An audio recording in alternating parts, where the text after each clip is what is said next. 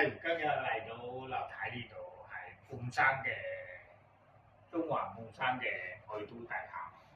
我問下樓睇今年90歲，一共食素食咗幾多年30幾年咯。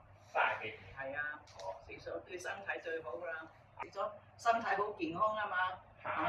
養多1年睇醫生都冇事㗎。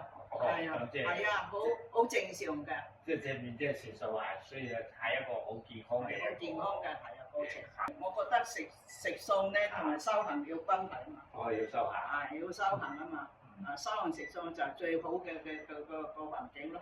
係啊，聽講係啊，樓睇嗰個有個法堂，咁樣嗰個樓睇都成日平時喺度做早課嘅。早課係晚課，成日多喺屋企唔驚修行係人生啊最開心啊呢個過程。睇下啲樓睇，即係食素30幾年，90歲已經身體非常健康。即係呢啲係所以話食素嘅一個效用出嚟啊！